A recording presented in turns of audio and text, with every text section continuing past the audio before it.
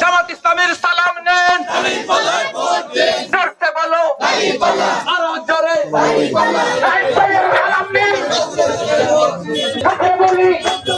এক হাতে লিফলেট, অন্য হাতে ইশতেহার। ভোটের প্রচারে এখন প্রার্থীদের ব্যস্ততা চোখে পড়ার মতো।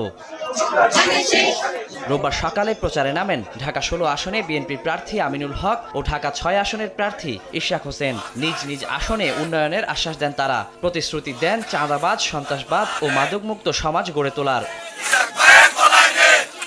মিরপুরে প্রচার চালিয়েছেন ঢাকা 16 আসনে 11 দলীয় ঐক্যের প্রার্থী জামায়াতের কর্নেল অবসরপ্রাপ্ত মোহাম্মদ আব্দুল বাতেন। সাইদনগর এলাকায় প্রচারে গিয়ে এনসিপি প্রার্থী Nahid Islam level playing field নেই অভিযোগ করে বলেন, জুলাই বিপ্লবের পর মানুষ পরিবর্তন চায়, শাসকের পরিবর্তন চায়।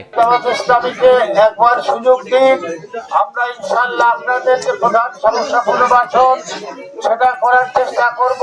প্রতিকূল পরিবেশের মধ্য দিয়ে আমাদেরকে এই প্রচারণা কার্যক্রম চালিয়ে যেতে হচ্ছে এবং আমরা ইনশাল্লাহ তারপরে আমরা আশাবাদী, কারণ মানুষ এবার সুষ্ঠু নির্বাচনের জন্য কাজ করবে এবং আমরা আশা করি যে ইলেকশনের দিন মানুষ নিজেই তার ভোটও দিবে এবং ভোট কেন্দ্র পাহারাও দেবে। ঢাকা 9-এর স্বতন্ত্র প্রার্থী ডাক্তার তাসনিম যারা বলেন, ভোট নিয়ে কিছুটা শঙ্কা থাকলেও মানুষ উৎসবমুখর পরিবেশেই ভোট দিতে যাবেন। মানুষের এই আশ্বস্ত হওয়া প্রয়োজন যে নির্বাচনটা সুষ্ঠু হবে এবং উৎসবমুখর পরিবেশেই সবাই সবার মনের মতো ইচ্ছা মতো স্বাধীনভাবে ভোট কেন্দ্রে গিয়ে নিরাপদে ভোটটা দিয়ে আসতে পারবে। শেষ পর্যন্ত নির্বাচন যেন সুষ্ঠু ও অবাধ হয় সেই প্রত্যাশা সব প্রার্থীর।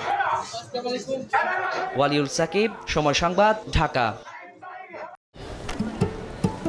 কি বুকে বাংলাদেশ আর হাতে বিদেশি? এই যে হোয়াইট প্লাস প্রো সেনসিটিভ স্কয়ারের